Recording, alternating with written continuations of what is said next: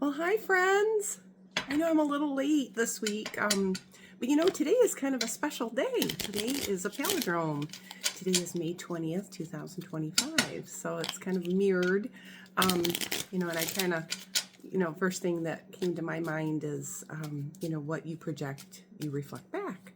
So keep that in mind when you're thinking thoughts. All right, or even, thinking and the not so good thoughts, especially when other people are concerned, okay? Because those energies will tend to bounce back to you, okay? So here we go. First card out is what Spirit would like to speak with us about today. First card out is the moon. The moon is very soft, but it can also offer some clarity, okay? And then we also have the mountain in the center. The mountain is from a higher perspective, but it can also be like a new chapter, especially coupled with the moon, because the moon kind of can indicate phases, okay? I do see a little bit of excitement or anxiousness, however you'd like to internalize that. But overall, I do feel that it's like an emotion that needs to be regulated. Okay, so whenever you feel anxiety setting in, try to turn that into excitement. Okay, once again. Now the next card out is the Scythe, and then the Sun, which is kind of like things are opening up, and the outcome is positive. So change can not feel so good sometimes, but if the end result is a positive, way forward, then that change was for your highest and best. But I also see the snake here. So when you see the snake and you see the scythe together, that is kind of like, a snake bite. And I've said this before, when a snake bites you, you don't chase after it and ask why it bit you. The cross is in the upper left-hand corner, which is karmic in nature, and it's also your responsibilities, but it is, of high importance, okay? So just keep in mind that the changes that are occurring are for your higher and best. And then, know that even though that those changes may not feel good, that is kind of such as life, right? I do see maybe possibly either higher education in your forecast, but the way I look at it is, when you travel, when you seek out adventures, that is kind of the best way of learning. Some people learn through books, some people learn by field trips, for example. So I feel like that is a great way to learn by experience. Okay. The next card out is the bear. The bear is that mother nurture energy, but it's also courage. It's also strength. It's also being out in nature as well. From a work standpoint, it's financially based, and it could be like your managerials and that. But I just feel like that parental kind of feeling to it. And then the man is in the center, so that can either be like a father who is more nurturing, okay? And then I see the lilies here, which is wisdom. Could also be a grandparent figure. Could be also aunt and uncle-y kind of feel to it as well. Then I see the flowers, and then I see the birds. So I feel like conversations are going to be recovery, or beautiful conversations that is going to bring forth wisdom, from a higher perspective. Okay. And there's going to be, some change in that's coming as well. So we're kind of like at a critical juncture feel to it. Okay. Then we've got the fox is in the center. Oh, golly. That fox, it kind of reminds me of my childhood when, Burr Fox and Burr Bear. Don't throw me in the briar patch. Could be the fire. Sometimes it's best, if you can't beat them, join them. Well, in my personal opinion is, if you can outwit them. So let's see. Our upper left-hand corner is going to be the key. The key are your answers, your solutions, your green lights. That's always nice to see, okay? And then the bottom left is the letter. The letter is information. It could also be writing. You know, I don't know if because then the garden is in the far right as well. I feel like, you know, communication in the written form is best. So if you can sit down and write, maybe even short stories or experiences or journaling, you know, I feel like that's going to be therapeutic. So we've got the birch rod up in the far right corner, which is that whip. That's that faster paced energy. It's also can be kind of challenging. You know, sometimes, you know, and things when you write them down, and then if they don't, you know, you don't necessarily need to write something down and deliver it. You can write it down, you know, and then, you know, just get your thoughts down on paper. Especially if it can be hurtful, you know, you don't want to hurt anyone. It could also be, let's see, because the softer energy is in a focal point too.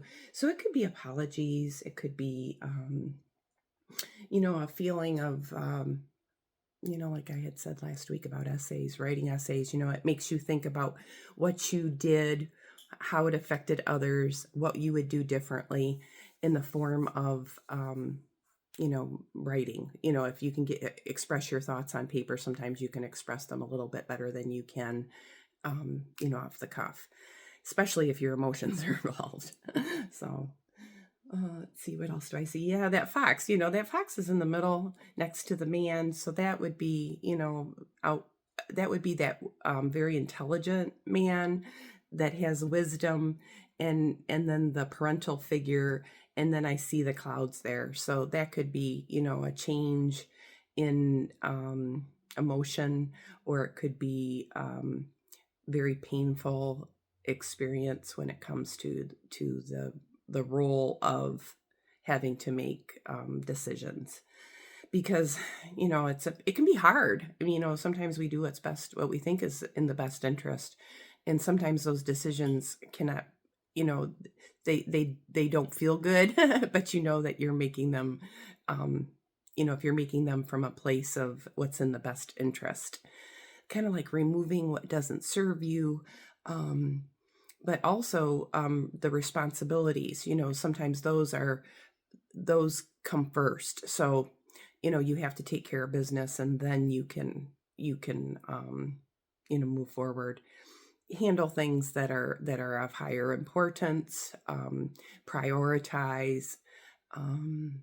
Yeah, but the making a list is, I think, is generally is what it's telling us. Get your thoughts onto paper, whether it be, you know, your emotions, but it's also can be, you know, the things that need to get done. It could be your grocery list, you know, it could be, you know, invitations, even, you know, people that you want to be inviting, because the shared spaces card is in a focal point as well.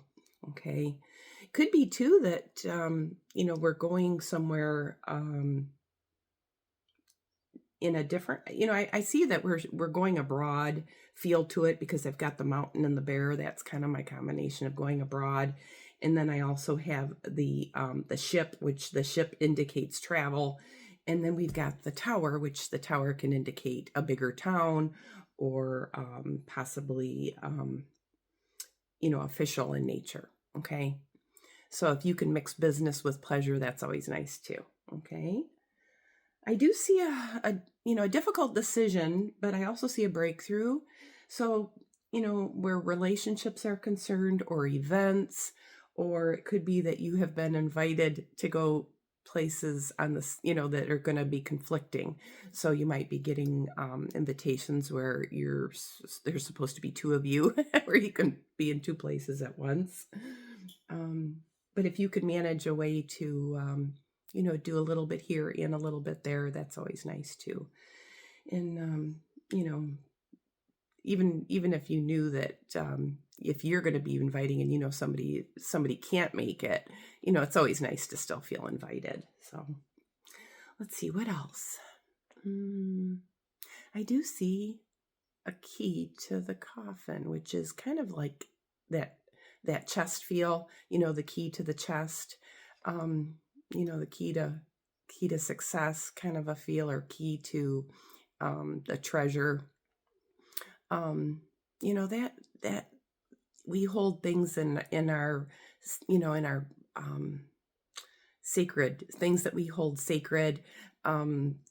Sometimes that can be a heavier burden because, especially when it comes to material things, I feel like less is more. So if you can find a way to, maybe even, it's a great practice too, to give away something that is special to you, that somebody else could make good use of, or just to show your appreciation, to give something that is special to you, to someone else. That's always nice. And especially if it's something that that they would appreciate. Okay. Value, things that are valuable, I guess is what I'm trying to say here. And giving things away, also does, wonders for your own heart. I know it does for me. I would rather be the gift giver than the gift receiver. Let's see, what else do I see? I do see a change of power, though, or, or a break in the clouds as well, or both. I just feel that there is going to be some sort of a knowledge that's going to be coming forward where there is a change of authority. Or it could be that, maybe the roles have changed. Possibly, I also kind of get that feeling of tables have turned. But it also has the smack of, nobody knows what you go through, only you do, and I challenge anyone to have walked in my shoes, especially when my children were little. I had 4 boys, 3 and under, and that was a challenge for any person. But, people would say, boy, your hands are full. And I'm like, yeah, if I had 4, they'd be full. I'm on overload. With not a lot of help either, it was a challenge, but it was very rewarding, to know that I made it through there. All my kids are alive and so am I, but there's also the standing joke of all the things I've lost. I miss my mind the most. So that kind of feels that way too, during the hustle and bustle of it all, it can drive somebody, where they just want to pull their hair out at times. But I've always been good under pressure, and it's afterwards that I kind of fall apart a little bit. But, if anybody's been in an accident, you take the wheel and you do what you need to do, but then after the accident's over with, you kind of, have that rush of where it feels almost out of body kind of a feeling to it, because you've been stunned, and all the different, the different mechanisms that were gifted, I guess. There's fight and there's flight and there's fawn and then there's freeze. So I guess you kind of need to know when to fight and when to fawn and when to, freeze. Sometimes just letting go and surrendering and letting nature kind of, hash it out is sometimes better too. That's the Tao Te Ching's theory anyhow, the great way, the Tao does nothing yet leaves nothing undone. Birds are also a very good example. Nobody feeds the birds, but yet they get fed, right? So that's just kind of my take on it. But I do see some partnerships and maybe in retirement, sectors, or it could be, getting ready for retirement. But I do see some significant key players there. So, there might be some sort of a, plans in the works, possibly travel plans, but great partnerships, that last, it has that longevity feel to it. Friends that are there for the long haul, okay? Because the tree and that lily kind of give off that feeling as well. And then when I see the bear and the fox and the dog, that's great friendships. So just stick with those people. Yeah, we're gonna always have our things that might annoy us, or little irritations. And then some people that we deal with are like sandpaper people. They're there to polish us. So not everyone likes everything, and not everyone, it's not always their cup of tea, but tolerance and acceptance, are always appreciated. So that's what I say about people who want to apologize. The apology is not necessary, but change behavior is appreciated. So I do see a little bit of a heartbreak, where a third party is concerned, choices that are being made,